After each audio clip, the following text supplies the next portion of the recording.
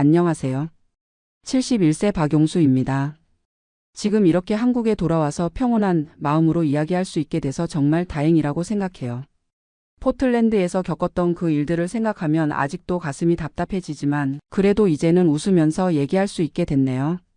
제가 왜 이런 이야기를 하게 됐는지부터 말씀드릴게요. 요즘 유튜브나 인터넷에서 미국 이민 이야기, 특히 포틀랜드 얘기를 많이 하더라고요. 무소득세라고 세금 천국이라고 하면서 장밋빛 그림만 그려주는 분들이 많아요. 저도 그런 말에 속아서 1년 넘게 고생했거든요. 그래서 같은 실수를 하실 분들이 없으셨으면 해서 제 경험담을 솔직하게 털어놓으려고 합니다. 저는 40년 동안 작은 금속 가공업체를 운영했어요. 직원이 15명 정도 되는 소규모 회사였지만 그래도 성실하게 해서 나름 괜찮게 살았죠. 2019년에 은퇴하면서 공장을 정리하고 그동안 모은 돈으로 여유롭게 살고 있었어요. 은퇴 후에는 시간이 많다 보니까 인터넷을 많이 하게 되더라고요. 처음엔 뉴스나 건강 정보 정도만 봤는데 어느 날부터 해외 이민 관련 유튜브를 보게 됐어요. 그 중에서도 미국 오리건주 포틀랜드 이야기가 특히 매력적으로 들렸거든요. 판매세가 없다는 거였어요. 세일즈 텍스가 없다고 하니까 물건 살 때마다 세금 안 내도 된다는 뜻이잖아요. 한국은 부가세 10%인데 거기는 0%라니.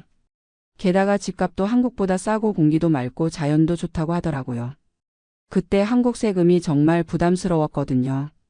건강보험료만 해도 한 달에 15만 원씩 나가고 재산세, 종합소득세까지 합치면 1년에 몇백만 원이 나가더라고요. 은퇴자에게는 정말 큰 부담이었어요. 그런데 유튜브에서는 포틀랜드가 마치 천국처럼 그려지는 거예요. 은퇴자들의 천국이다. 세금 걱정 없이 살 수 있다. 한국보다 의료비도 싸다. 이런 식으로요. 저도 모르게 점점 그쪽으로 마음이 기울어지기 시작했어요. 집사람한테 얘기해봤더니 처음엔 완전히 반대하더라고요. 나이가 몇인데 지금 가서 뭘 하려고 그래 하면서요. 미국에 사는 아들한테도 전화해봤더니 아버지 인터넷 정보만 믿고 그러시면 안 돼요. 현실은 다를 수 있어요 라고 하더라고요. 하지만 저는 이미 마음을 굳혔어요. 40년 동안 사업하면서 이런저런 일들을 겪어봤는데 이 정도 결정도 못 내린다면 남자가 아니라고 생각했거든요.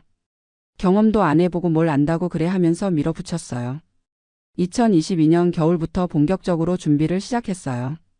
집을 팔고 이민 수속을 밟고 포틀랜드에 집도 알아봤죠. 강남에 있던 40평 아파트를 12억에 팔았어요. 그 돈으로 포틀랜드에서 200평 되는 단독주택을 65만 달러에 샀거든요. 환율로 치면 8억 정도였으니까 4억은 남는 셈이었죠. 주변 사람들 반응이 재미있었어요. 대단하시네요. 용기 있으시네요. 부러워요. 이런 말들을 많이 들었거든요. 그런 말 들을 때마다 기분이 좋았어요. 역시 내가 결정을 잘했구나 하는 생각이 들었죠. 2023년 3월에 드디어 포틀랜드에 도착했어요. 처음 며칠은 정말 좋았어요. 공기가 맑고 집은 넓고 마당도 있고. 한국에서는 상상도 못할 규모의 집에서 살게 됐으니까요.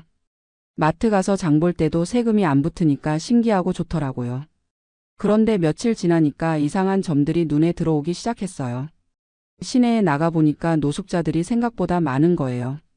텐트 치고 사는 사람들, 쇼핑카트 끌고 다니는 사람들. 처음엔 큰 도시니까 이런 사람들도 있겠지 하고 넘어갔어요. 그런데 시간이 갈수록 문제가 심각하다는 걸 깨닫게 됐어요. 우리 집 근처에도 노숙자들이 나타나기 시작했거든요.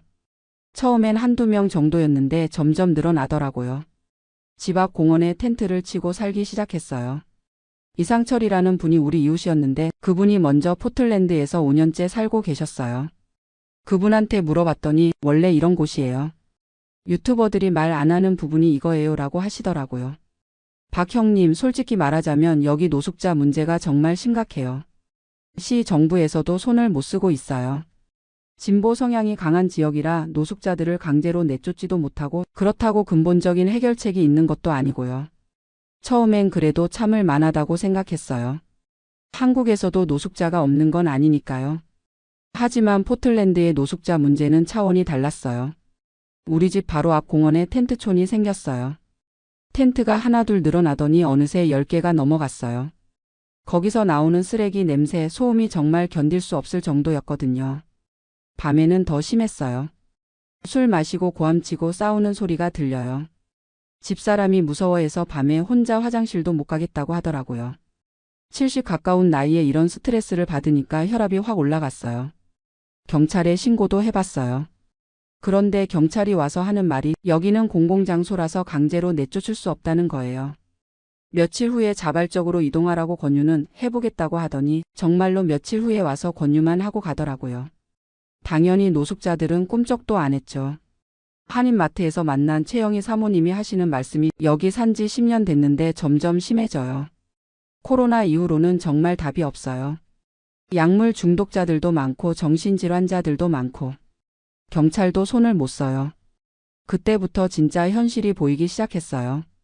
유튜버들이 말하는 포틀랜드와 실제 포틀랜드가 완전히 다른 거였어요. 판매세가 없다는 것만 강조하고 정작 살기 어려운 부분들은 하나도 말하지 않았던 거죠. 집사람 건강이 눈에 띄게 나빠졌어요. 스트레스 때문에 불면증이 생기고 혈압약을 늘려야 했어요. 밖에 나가는 것도 무서워하고 하루 종일 집에만 있으려고 하더라고요. 여보, 우리 한국 돌아가면 안 될까? 하고 조심스럽게 말하는 거예요. 저도 마음이 흔들리기 시작했어요. 이게 정말 내가 원했던 노후 생활인가 싶었거든요. 세금 몇 푼 아끼려고 이런 스트레스를 받으면서 살아야 하나.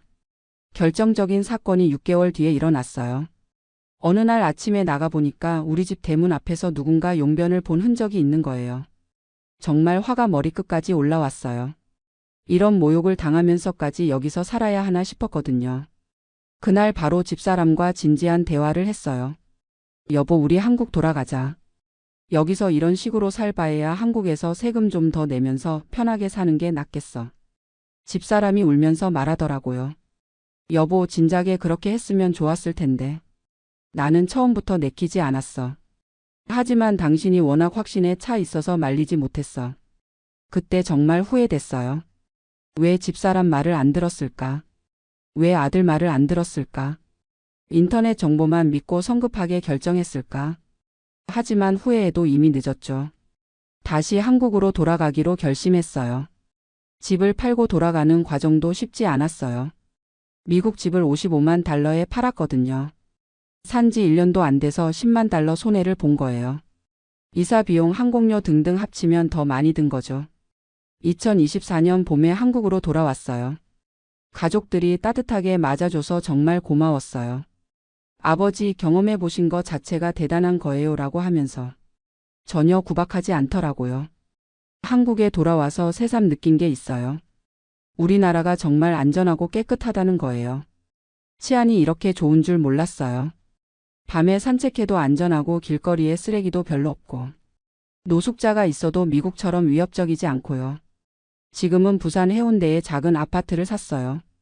바다 보이는 25평짜리인데 정말 만족해요. 포틀랜드에서 스트레스 받으며 살았던 것과는 비교도 안 돼요. 집사람 건강도 금세 좋아졌고요. 요즘에는 제 경험담을 주변 분들께 말씀드려요. 비슷한 생각 하시는 분들이 종종 계시거든요. 미국 가서 살면 어떨까? 하시는 분들에게 제가 겪은 현실을 솔직하게 말씀드리죠. 인터넷 정보만 믿지 마세요. 특히 유튜버들이 하는 말은 절반만 믿으세요. 좋은 것만 보여주고 안 좋은 건 숨기는 경우가 많아요. 판매세 없다고 해서 전체적으로 살기 좋은 건 아니에요. 실제로 포틀랜드 노숙자 문제는 정말 심각해요. 2024년 통계를 보니까 미국 전체 노숙자가 77만 명이 넘는다고 하더라고요.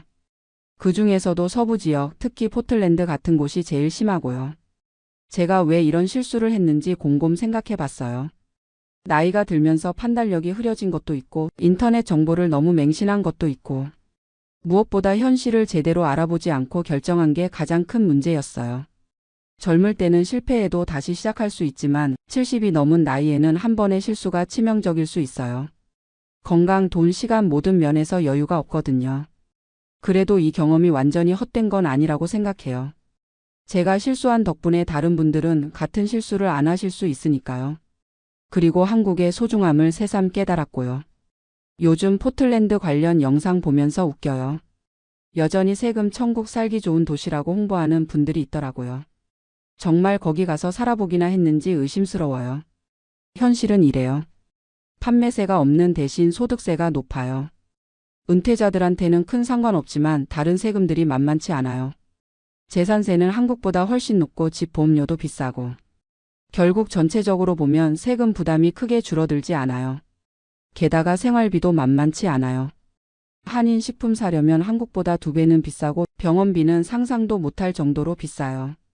메디케어가 있다고 해도 본인 부담이 상당하거든요. 무엇보다 정신 건강에 미치는 영향이 커요. 매일 불안감 속에서 살아야 하는 스트레스. 집사람처럼 예민한 분들은 정말 견디기 힘들어해요. 돈 몇 푼 아끼려다가 건강 잃으면 무슨 소용이에요. 저는 이제 완전히 정착했어요. 한국이 최고라는 생각밖에 안 들어요. 의료보험 하나만 봐도 세계 최고 수준이에요. MRI 찍어도 10만 원, 수술해도 본인 부담이 얼마 안 돼요. 미국에서는 상상도 못할 일이죠. 치안도 비교가 안 돼요. 밤에 혼자 걸어 다녀도 안전하고 지하철 타도 안전하고. 포틀랜드에서는 대중교통 이용하기가 무서웠거든요. 이상한 사람들이 너무 많아서요. 음식도 한국이 최고예요. 김치찌개, 된장찌개 먹고 싶으면 언제든 먹을 수 있고 반찬도 다양하고 밥도 맛있고. 미국에서는 한식당 가서 김치찌개 하나 먹으려면 $20씩 내야 해요. 지금 생각해보면 제가 왜 그런 결정을 했는지 이해가 안 가요. 한국에서 충분히 행복하게 살고 있었는데 괜히 욕심 부려서 고생만 했네요. 요즘 비슷한 고민하시는 분들 만나면 꼭 말씀드려요. 해외 이주는 정말 신중하게 결정하세요. 특히 우리 나이에는 더더욱 조심해야 해요. 인터넷 정보만 믿지 말고 실제로 그곳에서 살아본 사람들 만나서 현실적인 얘기 들어보세요. 그리고 한 가지 더 말씀드리고 싶은 건 가족 의견을 무시하지 마세요. 저도 집사람과 아들 말을 들었으면 이런 고생 안 했을 텐데 혼자 고집 부리다가 다들 고생시켰어요. 나이 들어서는 안정이 최고예요. 모험이나 도전보다는 편안하고 안전한 게 우선이에요. 젊을 때는 몰랐는데 이제는 확실히 알겠어요. 한국이 이렇게 살기 좋은 나라인 줄 몰랐어요. 세계 어디 가서도 이만한 나라 찾기 힘들 거예요. 안전하고 편리하고 의료 시스템 좋고 음식도 맛있고 사람들도 착하고. 물론 세금이 좀 부담스럽긴 해요. 하지만 그 세금으로 이런 혜택들을 받는 거라면 충분히 낼 만한 가치가 있다고 생각해요. 세금 아끼려다가 더 큰 손해 보는 것보다는 훨씬 나으니까요. 지금 제가 사는 부산 아파트에서는 매일 아침 바다를 봐요. 파도 소리 들으면서 커피 마시고 신문 읽고. 이런 게 진짜 행복이구나 싶어요. 포틀랜드에서는 매일 스트레스 받으며 살았는데 지금은 정말 평온해요. 가끔 포틀랜드 생각이 나기도 해요. 집은 정말 컸거든요. 마당도 넓고 방도 많고. 하지만 집이 크다고 행복한 건 아니더라고요. 안전하고 편안한 작은 집이 불안한 큰 집보다 훨씬 나아요. 요즘에는 손주들이 자주 놀러 와요. 할아버지 미국 어땠어? 하고 물어보면 할아버지가 바보 같은 짓 했다고 솔직하게 말해줘요. 너희들은 나중에 이런 실수하지 말라고요. 젊은 분들한테도 말씀드리고 싶어요. 부모님이 이런 생각하시면 말려드리세요. 저희 세대는 인터넷 정보 판별하는 능력이 부족해요. 좋은 말만 들리면 쉽게 현혹되거든요. 특히 유튜브 이민 관련 채널들 조심하세요. 광고 수익 때문에 좋은 얘기만 하는 경우가 많아요. 진짜 현실은 전혀 다를 수 있거든요. 제가 이렇게 긴 얘기를 하는 이유는 같은 실수하시는 분들이 없었으면 해서예요. 1년 넘게 고생한 경험이 헛되지 않으려면 누군가에게는 도움이 되어야 한다고 생각해요. 마지막으로 한 말씀 더 드리면 나이 들어서는 현상 유지가 최고예요. 괜히 큰 변화 주려다가 더 힘들어질 수 있어요. 지금 있는 자리에서 만족하며 사는 게 진짜 지혜예요. 포틀랜드 무소득세에 현혹되지 마세요. 그 뒤에 숨어 있는 현실을 모르면 쟤처럼 고생하게 됩니다. 인터넷 정보만 믿지 말고 가족 의견 들으시고 신중하게 결정하시기 바랍니다. 한국이 정말 좋은 나라예요. 이제야 확실히 알겠어요. 여러분도 함부로 떠나려고 하지 마시고 지금 있는 곳에서 행복 찾으시기 바랍니다. 감사합니다. 안녕하세요. 저는 올해 67세 김정수라고 합니다. 지금 이 순간 호주 타스마니아의 작은 마을에서 이 이야기를 쓰고 있어요. 창 밖으로는 끝없이 펼쳐진 초록 들판이 보이고 저 멀리 산자락에는 하얀 구름이 걸려 있습니다. 아름다운 풍경이죠. 하지만 제가 오늘 들려드릴 이야기는 그저 아름답기만 한 건 아니에요. 이곳에 온 지 벌써 3년이 넘었습니다. 한국에서는 그럴듯한 은퇴 계획을 세웠었는데 막상 와보니 현실은 제가 생각했던 것과 많이 달랐어요. 요즘 한국에서 해외 이주나 은퇴 이민에 대한 이야기가 많이 나오는데 정말 솔직하게 말씀드리고 싶어서 이렇게 펜을 들었습니다. 제가 이런 선택을 하게 된 건 3년 전, 그러니까 64세 때였어요. 서울에서 중견 건설회사 부장으로 정년퇴직을 하고 나서 갑자기 앞이 막막해졌거든요. 퇴직금도 받고 연금도 나오긴 하는데 한국에서 노후를 보내기엔 뭔가 답답하다는 생각이 들었어요. 그때 우연히 텔레비전에서 호주 특집 프로그램을 봤는데 타스마니아라는 섬이 나오더라고요. 세계에서 가장 깨끗한 공기, 때 묻지 않은 자연, 여유로운 라이프 스타일이라고 하면서요. 그 순간 마음속 어딘가에서 뭔가가 꿈틀거리기 시작했어요. 아내한테 조심스럽게 얘기해봤죠. 여보, 우리 호주 가서 살아볼까? 처음엔 당연히 반대했어요. 우리 나이에 무슨 소리야. 자식들 다 한국에 있는데. 하지만 저도 모르게 그 생각에서 벗어날 수가 없었어요. 제가 왜 그런 생각을 했는지 이해하시려면 제 인생을 좀 들여다보셔야 할 것 같아요. 저는 1957년생으로 부산에서 태어났습니다. 아버지는 작은 철물점을 하셨고 어머니는 집에서 재봉틀로 옷을 만들어 파는 일을 하셨어요. 그리 넉넉하지 않은 살림이었지만 부모님은 교육만큼은 꼭 시키겠다고 하셨죠. 대학은 서울로 올라와서 건축공학과를 나왔어요. 80년대 초반이었는데 그때는 건설 붐이 일어나던 시기라 취업이 그리 어렵지 않았거든요.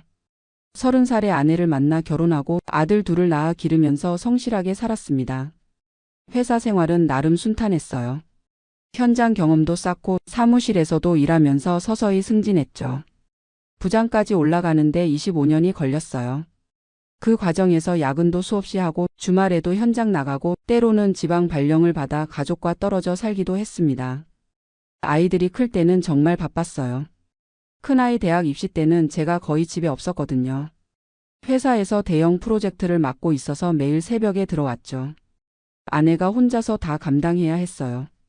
지금 생각해보면 참 미안한 마음이 들어요. 그래도 그때는 목표가 분명했어요. 아이들 좋은 대학 보내고 내 집 마련하고 노후 준비를 차근차근 하자. 그런 생각으로 열심히 살았죠. 50대 중반쯤 되니까 슬슬 은퇴 준비를 해야 한다는 생각이 들었어요. 퇴직금하고 연금으로 계산해 보니 아주 넉넉하지는 않지만 그럭저럭 살 수는 있을 것 같았거든요. 아파트 하나 있고 적금도 좀 있고. 하지만 막상 정년퇴직을 하고 나니 뭔가 허전했어요. 30년 넘게 다니던 회사를 나오는 날 동료들이 회식을 차려줬는데 집에 돌아와서 혼자 앉아 있으니까 갑자기 눈물이 나더라고요. 이제 뭘 하고 살지? 아내는 TV 보고 저는 신문 보고 가끔 동네 경로당에 나가보기도 하고 등산도 다녔지만 뭔가 삶의 활력이 없었어요. 그런데 더 큰 문제는 경제적인 부분이었어요. 연금이 나오긴 하는데 월 180만 원 정도였거든요. 아파트 관리비, 공과금, 생활비, 의료비까지 생각하면 빠듯했어요. 특히 병원비가 부담스러웠죠. 저도 고혈압이 있고 아내도 당뇨가 있어서 병원을 정기적으로 다녀야 했거든요. 그러던 중에 우연히 만난 대학 동기가 이런 얘기를 해주더라고요. 정수야, 요즘 해외 이주하는 사람들 많더라. 물가도 한국보다 저렴하고 의료비도 부담 없고. 특히 호주가 좋다던데. 처음엔 반신반의했어요. 우리 나이에 무슨 해외 이주냐고 생각했거든요. 하지만 그 친구가 준 자료를 보니까 생각이 좀 달라지더라고요. 호주는 영주권자나 시민권자에게 의료비를 거의 무료로 제공한다는 거예요. 나이가 들수록 의료비 부담이 커지는데 이건 정말 매력적으로 다가왔죠. 게다가 타스마니아는 물가도 상대적으로 저렴하고 환경도 좋다고 했어요. 그때부터 본격적으로 알아보기 시작했어요. 인터넷으로 자료도 찾아보고 이민 설명회도 참석해봤죠. 타스마니아 대학교에서 나이 제한 없이 수강할 수 있는 과정이 있다는 것도 알게 됐어요. 학생 비자로 먼저 가서 영주권을 신청할 수 있다는 얘기였죠. 아내를 설득하는 데는 6개월이 걸렸어요. 우리 나이에 무슨 영어야. 애들은 어떻게 하고. 계속 반대했거든요. 하지만 저는 점점 더 확신이 들었어요. 한국에서 이렇게 답답하게 사는 것보다는 새로운 환경에서 도전해보는 게 낫겠다는 생각이 들었거든요. 물론 두려움도 있었어요. 영어도 잘 못하고 낯선 나라에서 어떻게 살아갈지 막막했죠. 결정적인 계기는 아내가 건강검진에서 당뇨 합병증 초기 진단을 받은 거였어요. 의사가 앞으로 정기적으로 관리받아야 한다고 하는데 치료비가 만만치 않을 것 같더라고요. 그때 아내도 마음이 움직인 것 같아요. 그래, 한번 해보자. 안 되면 다시 돌아오면 되잖아. 그렇게 해서 2021년 초에 준비를 시작했어요. 학생 비자 신청부터 시작해서 영어 공부도 하고 집도 정리하고 아이들한테는 마지막에 얘기했어요. 반대할 게 뻔했거든요. 큰아들이 화를 많이 냈어요. 아버지, 어머니 정말 무책임하시네요. 우리 어떻게 해요? 나중에 편찮으시면 어떻게 하고요?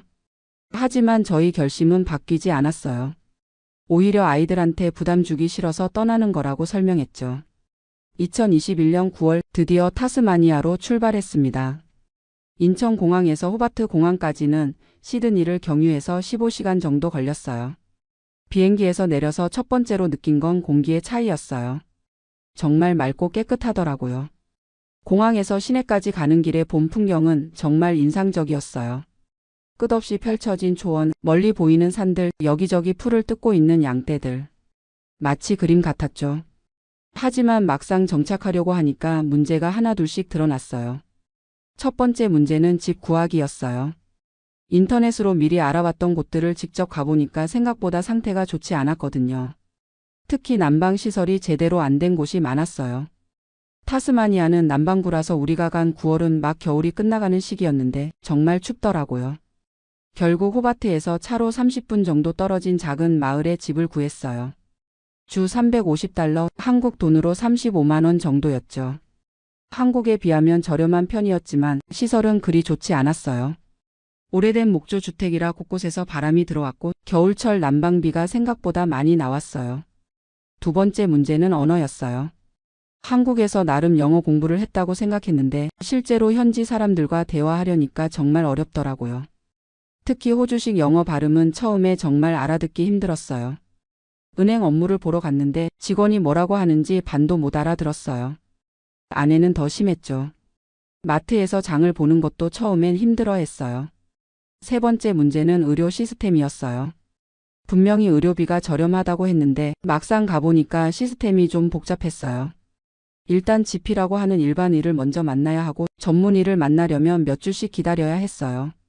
한국처럼 큰 병원에 바로 가서 검사받고 결과 듣고 하는 게 아니더라고요. 아내가 당뇨 때문에 병원에 갔는데 약 처방받는 데만 2주가 걸렸어요. 물론 비용은 거의 안 들었지만 시간이 오래 걸리니까 답답했죠. 가장 힘든 건 외로움이었어요. 한국에 있을 때는 몰랐는데 사람과의 관계가 얼마나 중요한지 절실히 느꼈어요. 동네에 한국 사람이 거의 없었거든요. 호바트에 가끔 한국 식당이 있긴 했지만 거기까지 가려면 차로 30분은 가야 했어요. 아내는 적응이 더 힘들었어요.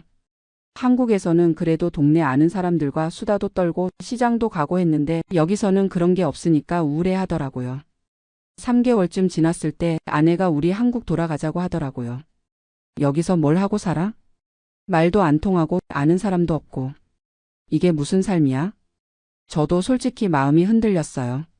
생각했던 것과 너무 달랐거든요. 한국에서 본 자료들은 다 좋은 얘기만 나와 있었는데 실제로는 어려운 점들이 많았어요. 하지만 그냥 포기하기는 아쉬웠어요.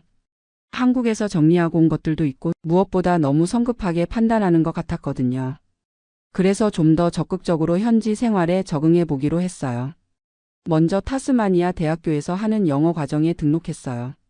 학생 비자로 온 거니까 공부는 해야 했거든요. 일주일에 3일 하루 4시간씩 영어 수업을 들었어요. 영어 수업에서 다른 나라에서 온 이민자들을 많이 만났어요. 중국에서 온 부부, 베트남에서 온 가족, 인도에서 온 젊은 부부도 있었고요.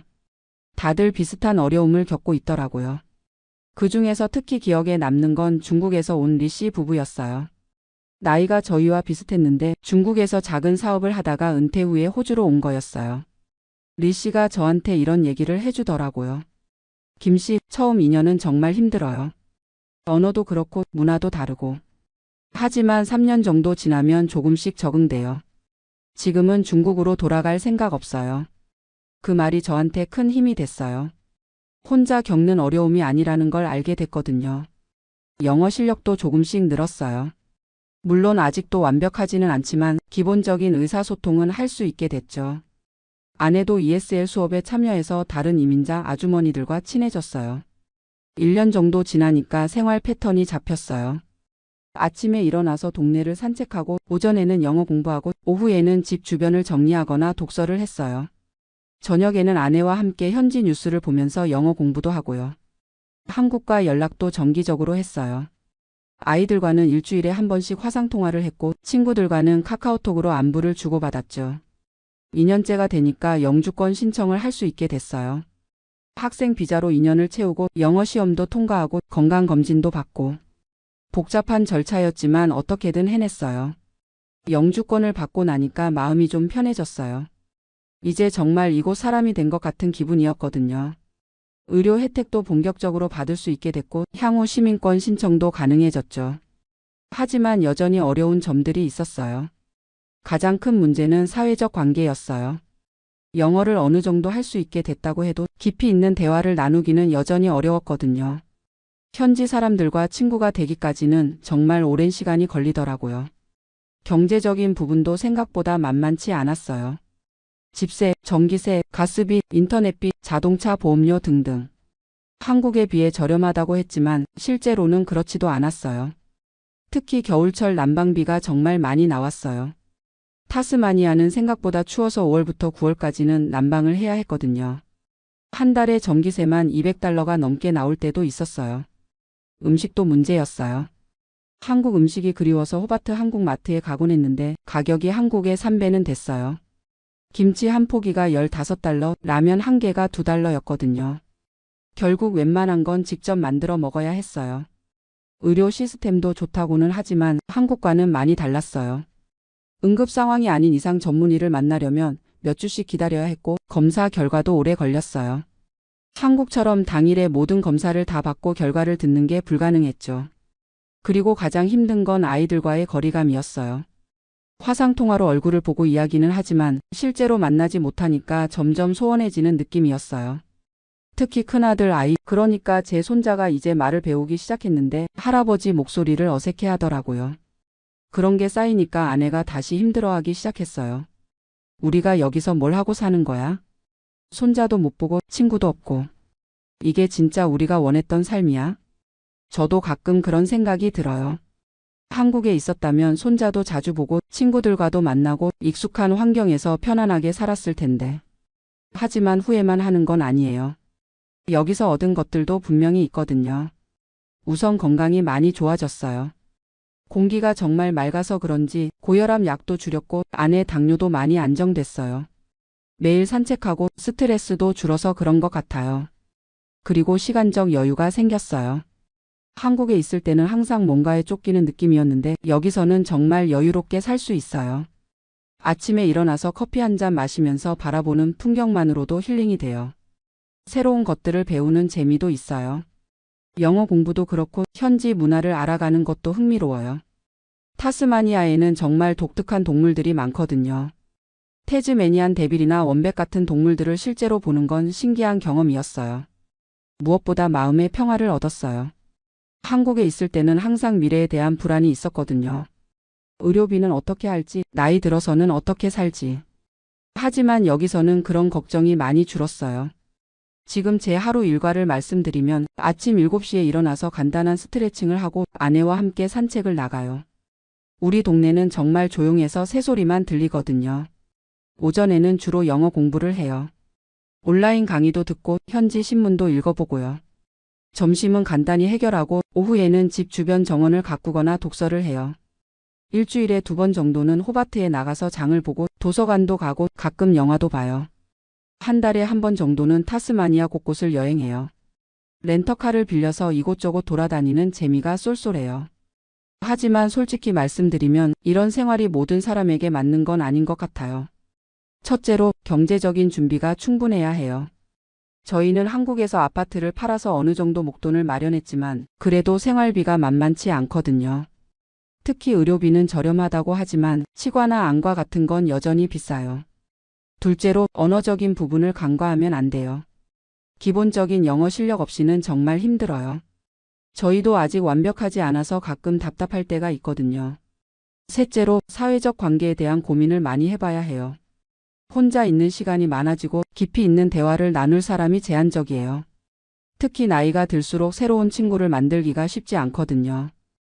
넷째로 가족과의 관계 변화를 받아들일 수 있어야 해요. 아무리 화상통화를 해도 실제로 만나는 것과는 달라요. 특히 손자, 손녀들과의 관계는 시간이 지날수록 어색해져요. 그리고 가장 중요한 건 정말 확실한 동기가 있어야 한다는 거예요. 단순히 한국 생활이 답답해서 정도로는 견디기 어려워요. 여기도 나름의 어려움과 제약이 있거든요. 저는 지금도 가끔 고민해요. 정말 잘한 선택이었을까? 특히 아내가 힘들어할 때는 더욱 그런 생각이 들어요. 하지만 후회하지는 않아요. 인생에서 한 번쯤은 이런 도전을 해볼 만했다고 생각해요. 비록 완벽하지는 않지만 새로운 환경에서 새로운 삶을 경험해 보는 것 자체가 의미 있었거든요. 요즘 들어서는 좀 더 현실적으로 생각해요. 아마 5년 정도 더 여기서 살아보고 그 이후에는 한국으로 돌아갈 수도 있을 것 같아요. 건강이 더 나빠지면 역시 자식들 곁에 있는 게 나을 테니까요. 하지만 지금 당장은 이곳에서의 삶에 만족하고 있어요. 매일 아침 창문을 열면 펼쳐지는 그 풍경, 깨끗한 공기, 여유로운 생활 리듬. 이런 것들은 한국에서는 경험하기 어려운 것들이거든요. 최근에는 작은 텃밭도 만들었어요. 상추, 깻잎, 토마토 같은 것들을 키우고 있는데 직접 기른 채소로 요리해 먹는 맛이 정말 좋아요. 아내도 이런 소소한 재미를 찾아가고 있어요. 그리고 조금씩이지만 현지 사람들과도 친해지고 있어요. 옆집 할머니는 가끔 직접 만든 잼을 갖다 주시고 우리도 김치를 담가서 나눠드려요.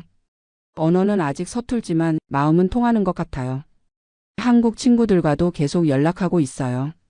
화상통화로 함께 술도 마시고 서로 근황도 전해요. 물리적으로는 떨어져 있지만 마음의 거리는 그리 멀지 않다는 걸 느껴요. 가끔 한국 방문도 계획하고 있어요. 1년에 한 번 정도는 가서 가족들도 만나고 친구들도 보고 싶거든요. 영주권이 있으니까 자유롭게 왔다 갔다 할 수 있어요. 지금 이 순간 저는 타스마니아 작은 마을의 저녁 노을을 바라보며 이 글을 쓰고 있어요. 하늘이 붉게 물들고 멀리서 양들이 우는 소리가 들려요. 이런 평화로운 순간들이 쌓여서 지금의 제 삶이 되었어요. 완벽하지는 않지만 나름의 의미가 있는 삶이라고 생각해요. 젊었을 때는 성공하기 위해, 가족을 위해 열심히 살았다면 이제는 저 자신을 위해 남은 인생을 의미 있게 보내기 위해 이런 선택을 한 거예요. 혹시 저와 비슷한 고민을 하고 계신 분들이 있다면 몇 가지 조언을 드리고 싶어요. 첫째, 충분한 준비를 하세요. 경제적 준비뿐만 아니라 정신적 준비도 중요해요. 이상만 가지고는 현실을 견디기 어려워요. 둘째, 가족들과 충분히 상의하세요. 혼자만의 결정이 아니라 가족 모두가 동의할 수 있어야 해요. 특히 배우자의 마음이 중요해요. 셋째, 단계적으로 접근해 보세요. 처음부터 영구 이주를 생각하지 말고 일정 기간 살아보면서 결정하는 것도 좋은 방법이에요. 넷째, 현지 네트워크를 만드는 것에 신경 쓰세요. 혼자서는 정말 힘들어요. 비슷한 처지의 사람들과 교류하는 것이 큰 도움이 됩니다. 마지막으로 완벽을 추구하지 마세요. 어떤 선택이든 장단점이 있어요. 중요한 건 그 선택에 대해 책임지고 최선을 다해 살아가는 거예요. 저는 아직도 배우고 있어요. 새로운 언어도, 새로운 문화도, 새로운 삶의 방식도. 67세에 새로운 도전을 한다는 게 쉽지는 않지만 그만큼 값진 경험이라고 생각해요. 가끔 한국에 있는 친구들이 부러워해요. 야, 정수야. 너 정말 용기 있다. 우리는 엄두도 못 내겠어. 하지만 저도 그 친구들이 부러울 때가 있어요. 손자, 손녀들과 함께 시간을 보내고 오랜 친구들과 만나서 추억을 나누는 모습들이요. 결국 어떤 삶이 더 좋다고 할 수는 없는 것 같아요. 각자가 추구하는 가치와 상황에 따라 다른 거죠. 저에게는 이곳에서의 삶이 새로운 의미를 주었어요. 물질적으로는 한국에서보다 풍요롭지 않을 수도 있지만 마음의 여유와 평화는 더 큰 것 같아요. 매일 아침 일어나면 감사한 마음이 들어요. 건강하게 하루를 시작할 수 있다는 것, 사랑하는 아내와 함께 있을 수 있다는 것, 아름다운 자연 속에서 살 수 있다는 것. 이런 소소한 것들이 행복이라는 걸 이제야 알게 됐어요. 물론 앞으로도 어려움은 있을 거예요. 나이가 들수록 건강 문제도 생기고 언어적 한계도 계속 느낄 테고 가족과의 거리감도 더 커질 수도 있어요. 하지만 그때 가서 다시 생각해 보면 되는 거 아닐까요? 인생이라는 게 모든 걸 미리 계획하고 사는 건 아니니까요. 지금은 이곳에서 주어진 하루하루를 충실히 살아가려고 해요. 아내와 함께 산책도 하고 작은 텃밭도 가꾸고 새로운 친구들도 만나고 그런 일상들이 쌓여서 제 인생의 새로운 장을 만들어가고 있어요. 혹시 이 글을 읽고 계신 분 중에 비슷한 고민을 하고 계신 분이 있다면 무엇보다 자신에게 정직하세요. 왜 그런 생각을 하게 됐는지, 정말 그것이 필요한지, 어떤 어려움이 있을 수 있는지. 그리고 주변 사람들과도 충분히 이야기해 보세요. 혼자만의 판단으로는 놓치는 부분들이 많거든요. 저는 3년 전에 제 결정에 대해 복잡한 마음이에요. 후회는 없지만 아쉬운 부분들도 있고요. 하지만 그것도 인생의 일부라고 받아들이고 있어요. 나이 든다는 건 경험이 쌓인다는 거예요. 좋은 경험도 어려운 경험도 모두 소중한 자산이 되는 것 같아요. 이곳에서의 3년도 제게는 그런 자산이 됐어요. 앞으로 몇 년을 더 이곳에서 살지 아니면 한국으로 돌아갈지는 아직 모르겠어요. 하지만 어떤 선택을 하든 지금까지의 경험들은 저에게 큰 재산이 될 거예요. 타스마니아의 밤은 정말 고요해요. 도시의 소음 없이 오직 자연의 소리만 들려와요. 그런 고요함 속에서 저는 제 인생을 되돌아보곤 해요. 67년을 살아오면서 참 많은 일들이 있었어요. 어려웠던 시절도 있었고 보람찼던 순간들도 있었고 지금 이 순간도 그런 인생의 한 페이지가 되겠죠. 언젠가는 이 경험도 추억이 될 거예요. 그때 돌이켜보면 그때 참 용기 있는 일을 했었구나라고 생각하지 않을까 싶어요.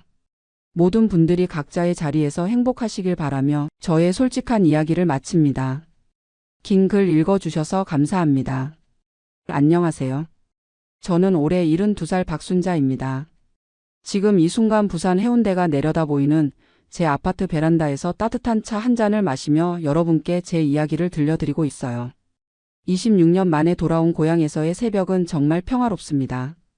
창밖으로 보이는 바다와 갈매기들, 그리고 이른 아침부터 산책 나오신 이웃 할머니들의 정겨운 인사소리까지. 호주에서는 경험할 수 없었던 이 모든 것들이 지금의 저를 행복하게 만들고 있어요. 많은 분들이 궁금해 하실 것 같아요. 월 4,000달러, 우리 돈으로 530만 원이 넘는 호주 연금을 받으면서도 왜 한국으로 돌아왔는지 말이에요. 오늘 그 이야기를 차근차근 들려드릴게요.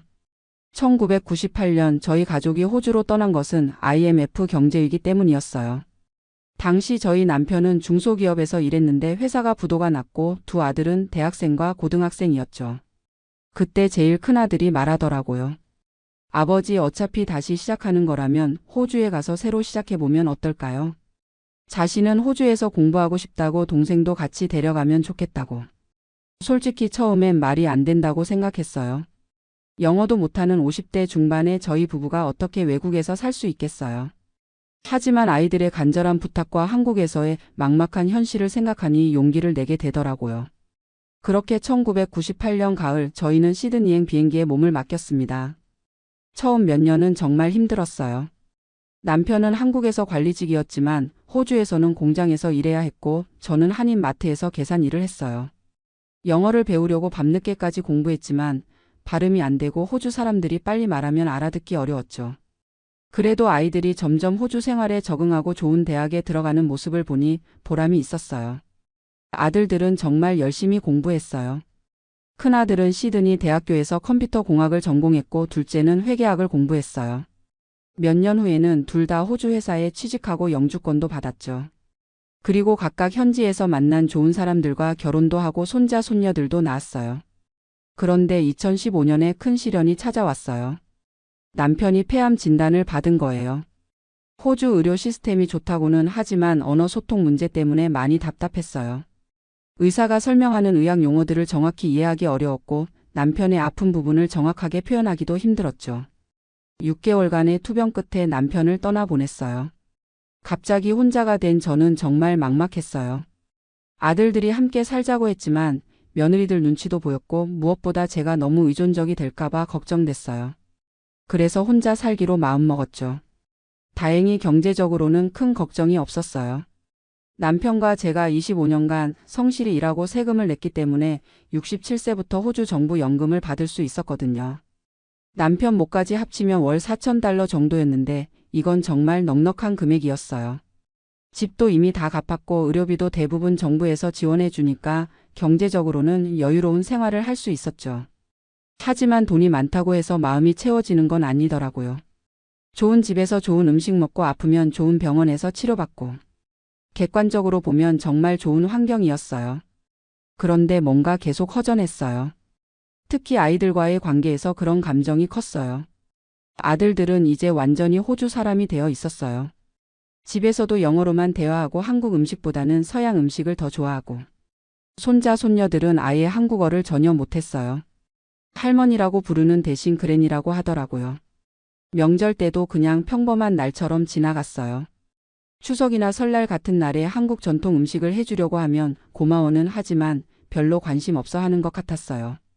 한국의 조상님께 차례를 지내자고 하면 그냥 웃으면서 넘어갔죠.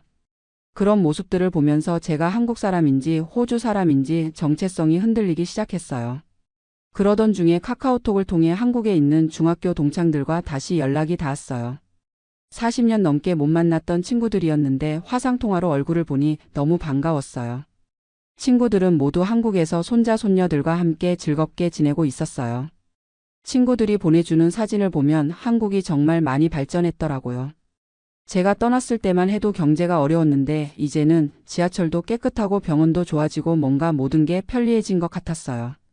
친구들은 매일 등산도 하고 문화센터도 다니고 여행도 자주 다니면서 정말 활기차게 지내고 있었어요. 그런 모습들을 보면서 저만 빠진 것 같은 기분이 들었어요. 물론 호주에서도 한인 친구들이 있었지만 대부분 저처럼 이민 온 사람들이라 항상 한국 이야기만 하고 그리워하기만 했거든요. 진짜 한국에서 살고 있는 친구들의 생생한 이야기를 들으니 더욱 그리워졌어요. 나이가 들면서 건강 문제도 생기기 시작했어요. 당뇨와 고혈압이 있어서 정기적으로 병원에 다녀야 했는데 의사와 대화하는 게 여전히 어려웠어요. 특히 복잡한 증상을 설명할 때나 약물 부작용에 대해 정확히 표현하기가 힘들었죠. 한국어로 의사와 대화할 수 있다면 얼마나 좋을까 하는 생각이 들었어요. 그런데 설상가상으로 2020년에 코로나19가 터졌어요. 국경이 봉쇄되면서 한국 방문이 완전히 막혔죠. 원래는 1년에 한 번씩은 한국에 다녀왔는데 3년 동안 전혀 못 가게 된 거예요. 그때 정말 절망스러웠어요.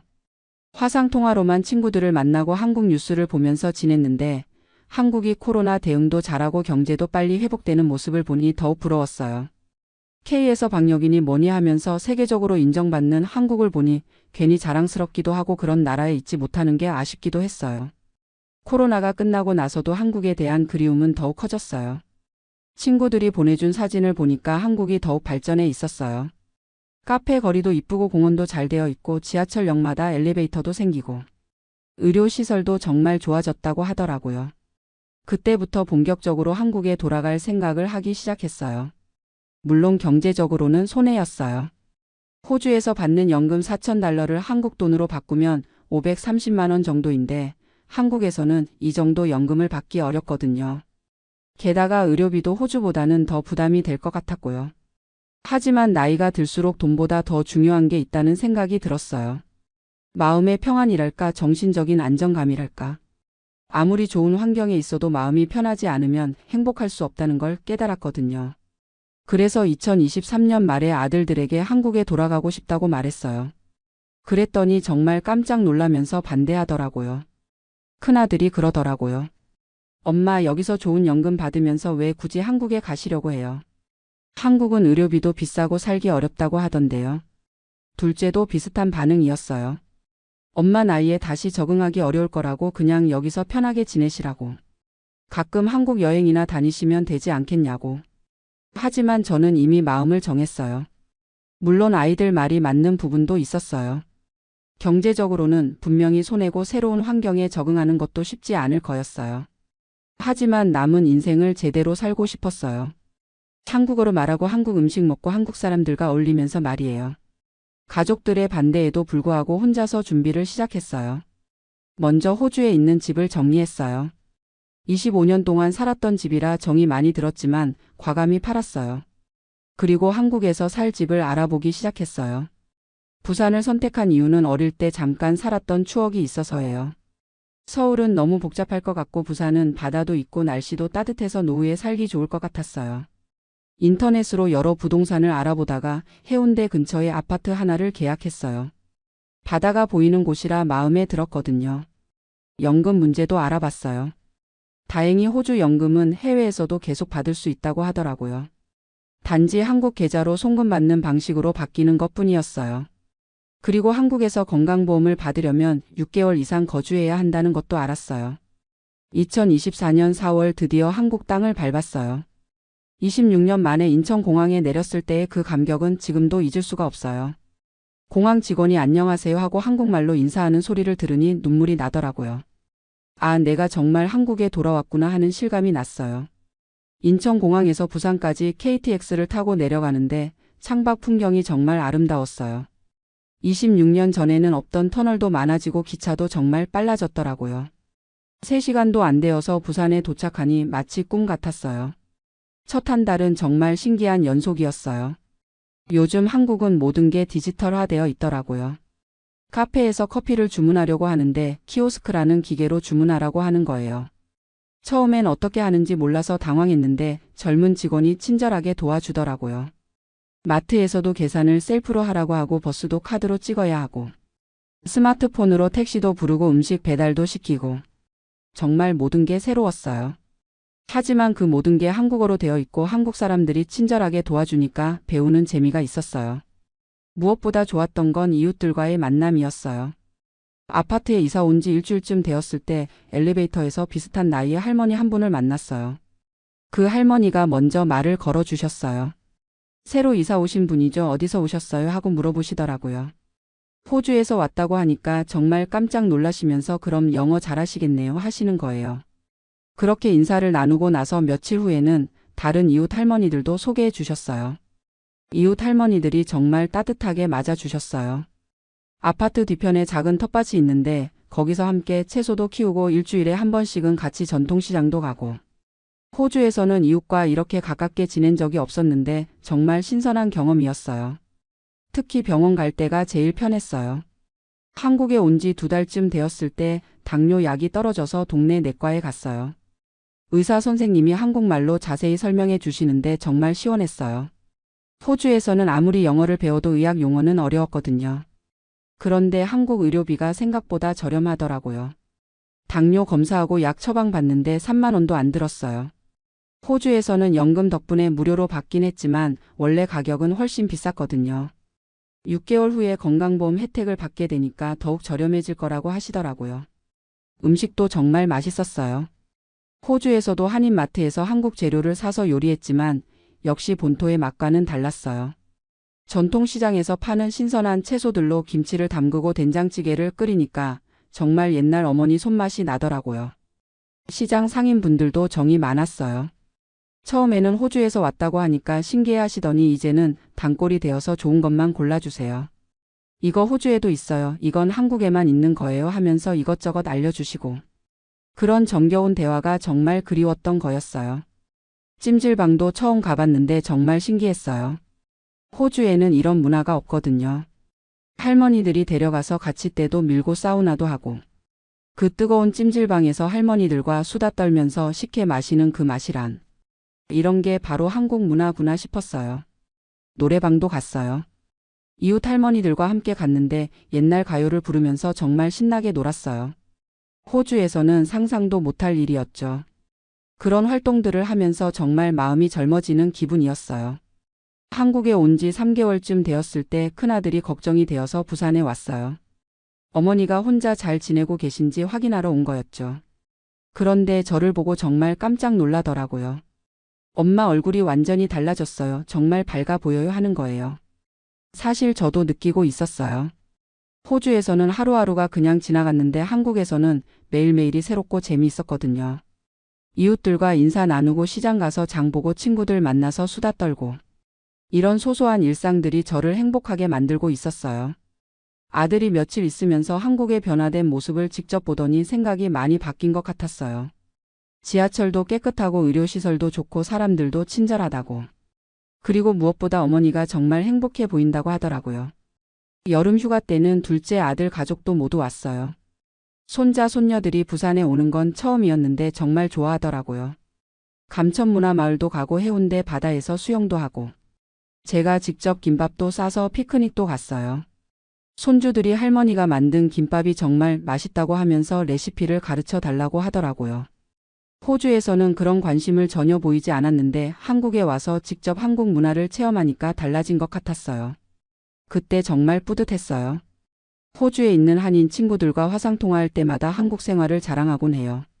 어디 갔다 왔다, 뭘 먹었다, 이웃들과 뭘 했다 하면서 사진도 보여주고. 그러면 친구들이 정말 부러워해요. 정말 한국이 그렇게 좋아졌어. 나도 돌아갈까 생각 중이야 하는 친구들도 생겼어요. 경제적으로는 분명히 전보다 빠듯해졌어요. 호주 연금 $4,000를 한국 돈으로 바꾸면 530만 원 정도인데 환율 변동도 있고 송금 수수료도 있고. 게다가 한국에서는 이것저것 지출할 일이 더 많더라고요. 친구들과 만나서 밥도 먹고 문화생활도 하고. 하지만 전혀 후회되지 않아요. 돈으로는 살 수 없는 마음의 평안과 행복을 얻었거든요. 매일 아침 일어나서 오늘은 뭘 할까 하는 기대감, 이웃들과 만나는 즐거움, 한국어로 자유롭게 대화하는 편안함. 이런 것들이 저에게는 연금보다 더 소중했어요. 요즘은 새로운 취미도 생겼어요. 아파트 부녀회 활동도 하고 동네 자원봉사도 나가고 있어요. 근처 복지관에서 하는 노인대학에도 다니는데 거기서 스마트폰 사용법도 배우고 있어요. 젊은 강사 선생님이 정말 친절하게 가르쳐 주세요. 같은 수업을 듣는 할머니, 할아버지들과도 친해졌어요. 모두 비슷한 나이라 공통점이 많아서 금세 친구가 되었어요. 수업 끝나고 같이 커피도 마시고 때로는 같이 여행도 가요. 지난달에는 경주로 1박 2일 여행을 다녀왔는데 정말 재미있었어요. 돌이켜보면 호주에서의 26년도 소중한 시간이었어요. 아이들을 훌륭하게 키웠고 경제적으로도 안정적인 기반을 만들었죠. 하지만 그때는 몰랐어요. 젊었을 때는 경제적 안정이나 아이들 교육이 제일 중요하다고 생각했거든요. 나이가 들고 나니까 정말 중요한 게 뭔지 알겠더라고요. 마음이 편안한 곳에서 내가 진짜 나답게 살 수 있는 것. 그게 바로 행복이라는 걸 깨달았어요. 아무리 좋은 환경에 있어도 마음이 불편하면 행복할 수 없어요. 지금 저는 정말 행복해요. 아침에 일어나면 바다가 보이는 창문을 열고 신선한 공기를 마셔요. 이웃 할머니들과 인사를 나누고 시장에 가서 장을 봐요. 친구들과 만나서 수다도 떨고 문화센터에서 새로운 것도 배워요. 물론 아직 적응해야 할 것들이 많아요. 디지털 기기 사용법도 배워야 하고 한국의 새로운 문화도 익혀야 하고. 하지만 그 모든 게 즐거워요. 배우는 재미가 있고 매일매일 발전하는 자신을 느낄 수 있거든요. 혹시 저와 비슷한 고민을 하고 계신 해외 거주 동포분들이 계시다면 이런 말씀을 드리고 싶어요. 나이가 들어서 새로운 선택을 하는 게 두려우실 수도 있어요. 경제적 손실도 걱정되고 새로운 환경 적응도 부담스러우실 거예요. 하지만 늦었다고 생각할 때가 진짜 늦은 때라고 하잖아요. 저도 72살에 새로운 인생을 시작했어요. 물론 쉽지 않았지만 불가능하지도 않았어요. 가장 중요한 건 자신이 어디서 어떻게 살고 싶은지 솔직하게 생각해 보는 거예요. 돈이 많다고 해서 반드시 행복한 건 아니에요. 저는 호주에서 넉넉한 연금을 받으면서도 마음 한구석이 늘 허전했거든요. 하지만 지금은 경제적으로는 전보다 빠듯해졌지만 마음만큼은 정말 풍요로워요. 고향의 의미도 새삼 깨달았어요. 고향이라는 게 단순히 태어난 곳이 아니라 내 마음이 편안한 곳, 내가 진짜 나다울 수 있는 곳이라는 걸 알았어요. 26년 만에 돌아온 한국에서 저는 진짜 제 모습을 찾았어요. 남은 인생이 얼마나 될지는 모르겠지만 이렇게 의미 있게 보낼 수 있다는 것만으로도 감사해요. 매일매일이 새롭고 즐거우니까요. 아들들도 이제는 제 선택을 이해하고 응원해줘요. 때때로 한국에 놀러와서 함께 시간을 보내는 것도 더욱 특별하고 소중하게 느껴져요. 지금 이 순간 부산 바다를 바라보면서 정말 행복합니다.